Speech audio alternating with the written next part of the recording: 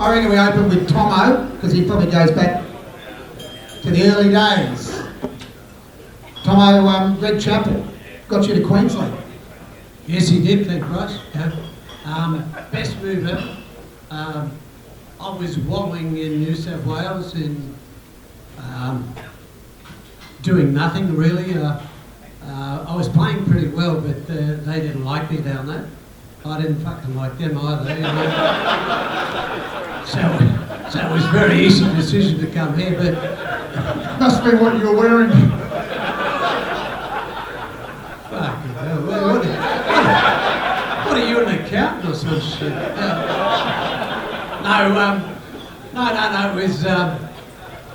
It was absolute. I won't go into it at the moment, but it was best move of my life, and to get me up here, Greg and Lou Cooper were the culprits. Probably Greg more than anything, because I had to play against him. I played against him a few times before that, and man, I mean this. I mean, the people that come here today and honour Greg or the charity, whatever he's doing, either way, it's still him anyway, and his brothers. Mate, it's just unbelievable as a batsman, you know. And I didn't want to fucking bowl to him for the rest of my life, you know. And I mean this, people don't realise, you know, how good he was, you know. I suppose they do, the older ones that were there to watch him, but no, I watch these young blokes bat these days, and I really sound like an old guy here, but fuck me, they got no idea compared to him about how to play, how to bat properly, you know. And it's funny, you know, we sit in the room today, a couple of us here like Chappell, got 100 on the view against the West Indies. And fucking who's done that in this room? Yeah, that's Michael Holding, Andy Roberts, all these fucking pretty handy with no helmet, all this shit. I saw somebody recommended me the other day about Killer Kowalski, whatever. Who's this kid, little Wolosky cop or fucking... They were in the mafia when I was in Sydney, those fuckers. No, seriously. And I saw him got a hit in the head by a fucking guy that bowls rat power, and I went, you're fucking kidding, you know. Is that why we're dishing up now, you know? All these guys getting hit in the head, you know. I couldn't hit these blokes in the head, you know. I mean, that's how good a batters they were, you know. And I bowled pretty rapid. Anyway, that's enough of my shit. Now we'll come back in a second. Gary, you first memories of playing in the same side as Greg. Gary Cosier made his debut, obviously Boxing Day, scored 100, and then tell us what happened next.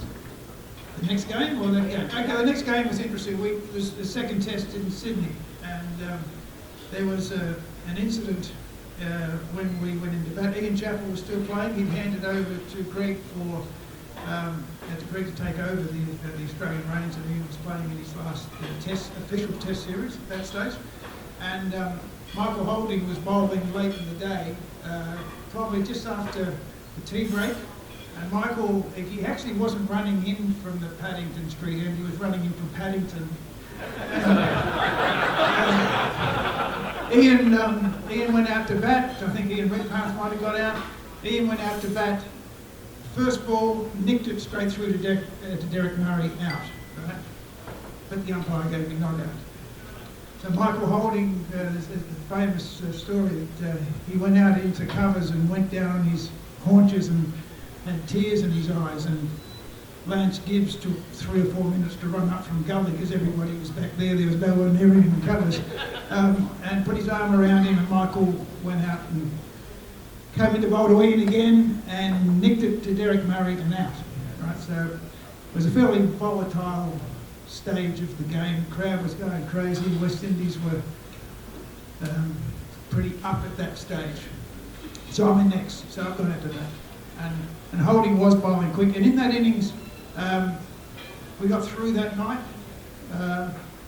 I batted totally for 3 hours for 26 runs, which usually wasn't my MO. Rod Marsh came in after me. He batted almost exactly the same time, 3 hours for 26 runs. While we were doing that, this bloke down here got 155 and looked like he was playing another game. we were doing our best, and it was the best we could do. In fact, I never played innings again. That 26 was probably, it was a good 26 as far as I was concerned. Well, you wrote that. So while I was doing that, this bloke got 150, and while Bacchus was doing the other thing, he got 100. He got the rest of it, and it was just fantastic. And what Tomo was saying is that Greg played at another level from most of us. It was hard to learn what Greg did because I don't know he totally understood what he did. And it was very hard to pass that on. He might have understood a bit of it. I spent a lot of time playing with Ian, and he was forthcoming with his stuff.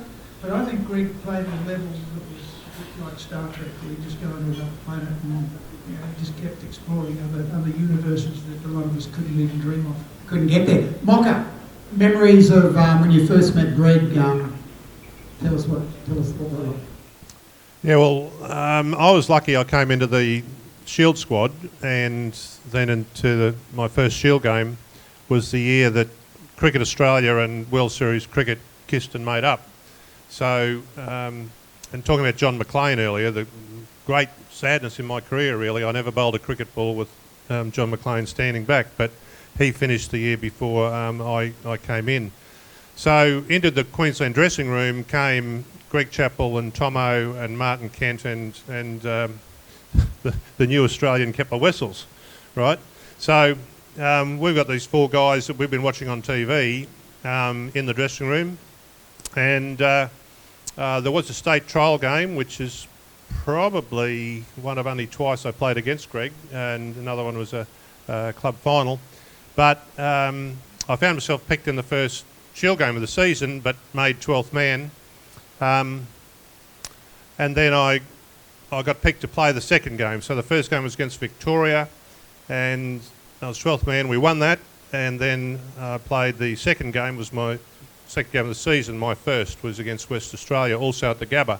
And I didn't take a wicket. I think I had 2 catches dropped, but I did hit Rod Marsh in the head, which is probably the most memorable thing. But we won the game with... excuse me. He might have thought about it, but I did hear Greg was getting interviewed by the ABC after the game, and we've won and all the rest of it, and I just happened to be in a position to hear what he was saying, and he got asked about my bowling, and he said how that he thought I'd bowled really well and I kept the pressure on and did good, and it contributed to our win without actually taking any wickets, and that gave me a lot of confidence to hear him say that. He didn't know I was in earshot, but that's what he said. And anyway, the next week we had a game against England and touring side, and I got 5 wickets that week against England, and Greg was captain, and so yeah, he was there at the start. He was my first Shield captain and my first Test captain when I played my first Test. So cool. Tomo, you toured with Greg. You guys obviously in those days you spent a long time away together as mates, and you guys actually roomed together for a while too, didn't you? Yeah, we did different occasions and all that, but Greg was actually my best man at my wedding, way back. So I think it's 44 years ago. Yeah, so we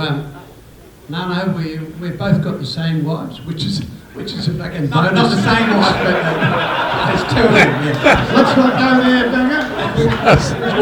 Well, he did share, but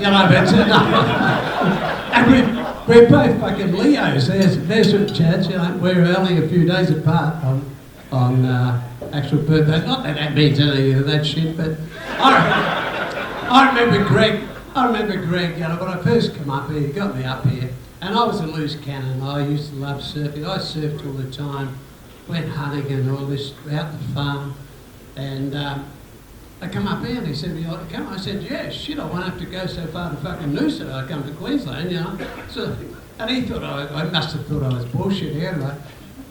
First he said, I'm up fishing on the Barrier Reef, and he rings me up, and I don't know how he rang me because we wouldn't have mobile. So somehow I got the message, where the fuck are you? It's sort of basically the message, and I'm out fishing out Townsville. No, it was up further. It was near it was Townsville, out in the rim.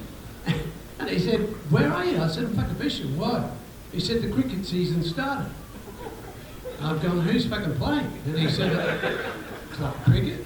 I've gone, so fucking what? You know, so I thought I was playing for Queensland. He said, the boys aren't happy, you better get back here, fucking for Christ's sake, they're jumping down my neck. And it was Burgee and a few other, probably Slash and Mackay, and I said, you tell those dickheads, if I don't get any wickets against fucking Victoria, we're playing them. I said, who are we playing first? He said, Victoria. I said, if I can't get them out, I'm going to fucking retire anyway and do them a favour. He said, for Christ's sake, but this is true, you might think this is bullshit, but so I wanted to play. And then we have a trial game. It's Greg Chappell's 11 versus John McLean's 11. So Greg, you know how you pick people? Greg's picked me first. Right, because he knows I'm not going to be fucking happy, you know. So McLean's picked whatever and all that. Anyway, Phil Carlson was out here in the middle of the galley, and Phil Carlson came in, and Greg thought, well, he said, give this fucking workout, you know. He said, I want to see what it can do. I fucking knocked him out in 2 balls. I missed him with the first one. And he's dead on the pitch. And he's come up to me and he said, for God's sake, he said, give him a workout, don't kill him. Anyway, Portnoy went off, and anyway, this is the sort of shit we got up to. And then we're playing another shield game out here, we're playing against somebody. He won the toss and sent him in. I always hated bowling first, I suppose. I wanted to play the game, but you just get into it sort of thing, and all of a sudden we're bowling, and it was favourable conditions for a bowler. But I'm bowling shit, it's going, I was bowling quick, but they were going wild and everywhere like that, and I'm bowling no balls, and he's not out. He was like the school headmaster, come on, fucking let's get on with this shit. I forget who we're playing, but the non-strikers near us, and Mel Johnson was the umpire, and he's going, what the fuck's going on? These are the true words. I said, mate, I don't know where this fucking ball's going. He said, that's fucking obvious, you know. But what I meant was it was going the wrong way to what I was meaning to go. And I said, how do you hold the fucking thing for an outswing? Which is, there's only 2 ways, that way or that way. But it was going the wrong way. And he's gone, oh, hello, fucking, and the non-striking batsman was dying to laugh, but he wasn't going to, because he's going to get down that end and I'm going to kill him anyway. So, anyway, he fucks it back again, and as he goes up the pitch, he got to about here to the other side of the table. I said, Stan, come back in. He said, now fucking what? I said, no balls. I said, how many steps was I taking last week against that other one? This is how I used to talk. He said, what are you talking about? He said, the fucking no balls. I said, was it 11 or 13? He said, what are you taking now? I said, 11. He said, why don't you fucking try 13? But it's not that easy. It's not that easy. But this is the shit that used to go on between us, you know. And like Jeff has said, it was very funny because Greg Chappell had a different level, you know. You'd go out there and you play with Greg, and it was just unbelievable, you know, the way he batted. And I remember one day we were playing, is it all right if I go on again? You go, hey, just start eating, guys, but just we'll keep talking. Yeah, it's been done. So we're playing New Zealand. We're playing at Christchurch, Hadley and all these, and they were really fantastic players, you know, so they had a really good team. And they were 1-0 up, they won at Eden Park.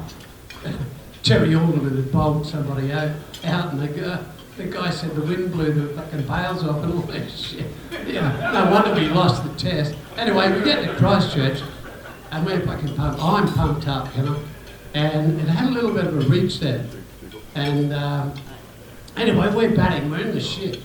Because I'm batting with Greg Chappell. That tells you how in the shit we are. And he's gone, just fucking stay in there with me. I thought, oh yeah, hang in there with God, you know, so yeah, fucking, he's talking to the devil and he's fucking God, you know, anyway.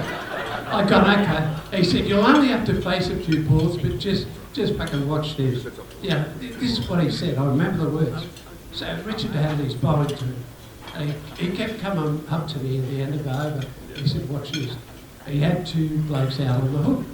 And he said, watch this, I'll hit it between them in the air and hopefully they fucking run into one of these 2 heads. And he did exactly that. Maybe Adley's doing his head. He got a, what'd you get, Craig, that day? 107? Yeah, but I got about 30, whatever. About 100 in a session, that's not It was bad. the best show I ever seen in my life, and he was commentating. He was telling me he was going to hit the fucking ball. I was struggling to fucking block the ball. Unbelievable. I went out in the second, we bowled, and I got 5 or 6 for shit. It scared the shit out of me on this pitch, and we won the test match. We needed to. But it was just unbelievable to play with these guys, you know, that I was involved with these blokes here in my time. Fat Cat, who was a younger guy, new kid on the block, but all the other stuff. I'm just only happy to turn up and do all these shows, you know, with these guys and me. Thanks, mate. Coz, you shared all the wickets in a one-day international with Greg Chappell one day. Yeah, funny about that. It was funny, actually. Who would have thought? It wasn't... 5 for 18 you took at Edgbaston against England? Yeah. And Greg took 5 for 19. 5 for 19, yeah, he wasn't quite tight. Carl took 5 for 16 once, but we won't talk about that yet. Keep going. And what happened in the match? Well, we got knocked off. We got about 92 or something like that. We had good players had the luck. Yeah, look, and it's just sort of typified, you know, how Greg was as a player. Well, and captain, because he asked me to bowl, which was fantastic. It didn't happen that often. But the ball was swinging about a bit against the Poms at Edgbaston, and we would get halfway through, carved our way through the, you know, through the English batting, sived our way through, medium paces, and Tony Gregg was batting. And it was 8 ball overs back in those days, so I was on my 8th slower ball for the over. You know, these guys reckon they've got 16 slower balls. I had 10 overs of slower balls when I was bowling. And Greg's absolutely smashed this about 1.5 inches from the ground, I reckon, and Greg's at short cover. He's taken the catch, which was okay. That was good. I was pretty happy about that. Greggy, as he's hit the ball, has just moved out of his crease about half a metre. Greg's not only taken the catch, he's run him out, hit the middle stump, and it bounced back between his legs at short cover. Oh, wow. And Rod Marsh has come up, he said, "Did you fucking see that?" I said, "Yeah, I saw it. I hope he's not run out, because I want the wicket first."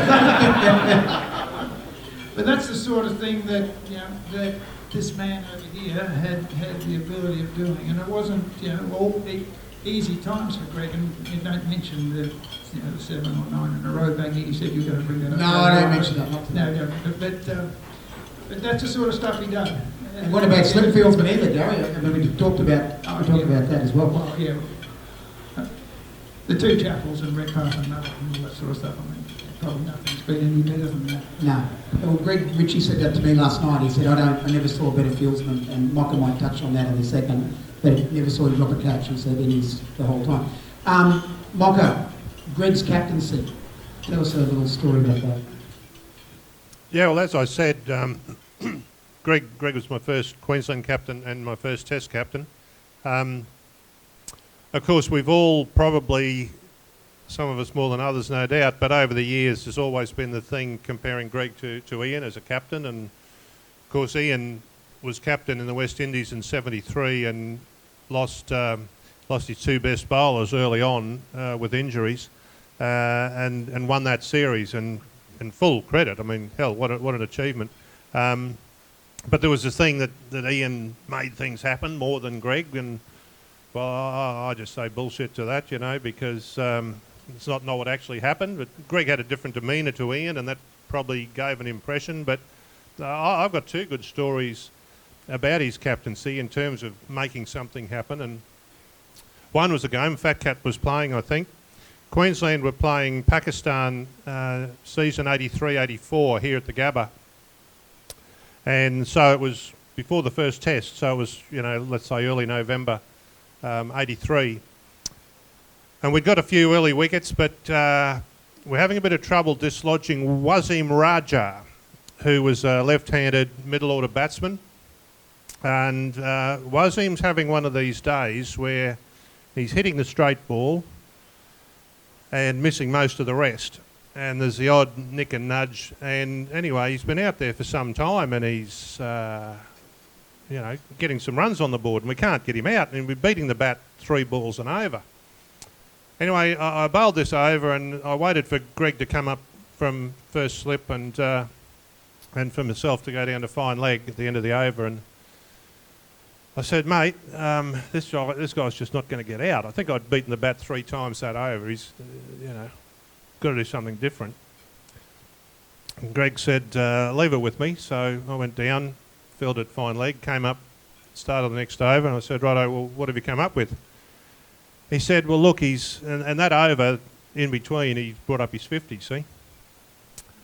He said he's just brought up 50, he'll be feeling pretty good about himself. Up until now, any time we've bowled him a bouncer, he's ducked. I reckon you bowl him a bouncer, he'll go the hook shot, right? So bowl him a nice, high, quick bouncer over leg stump, I reckon he'll go the hook shot, and we'll get him caught behind off the gloves, hooking, right?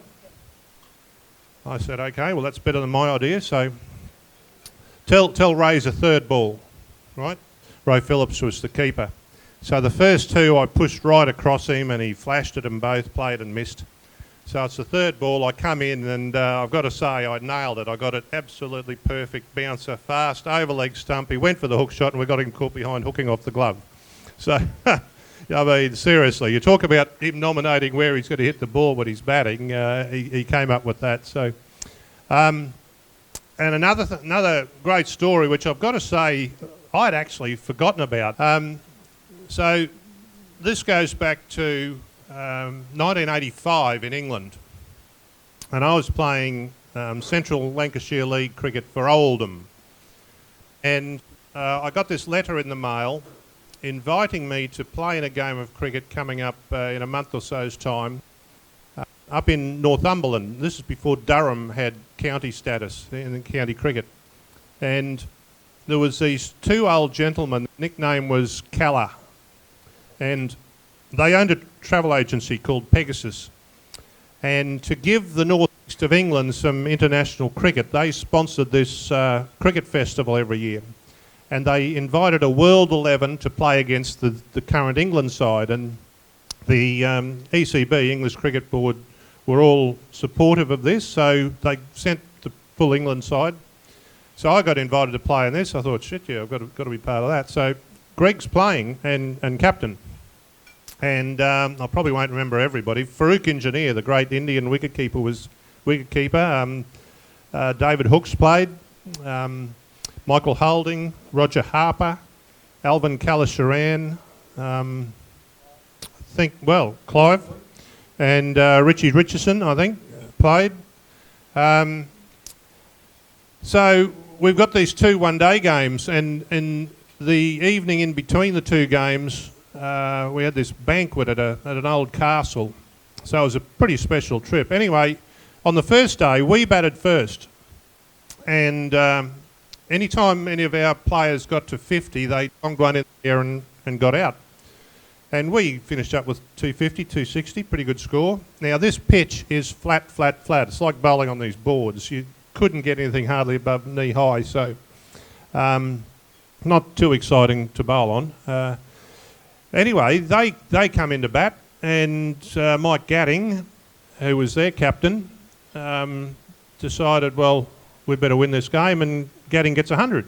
Our blokes, we had 3 or 4 could have got hundreds, but they got themselves out. We have got the shits, big time.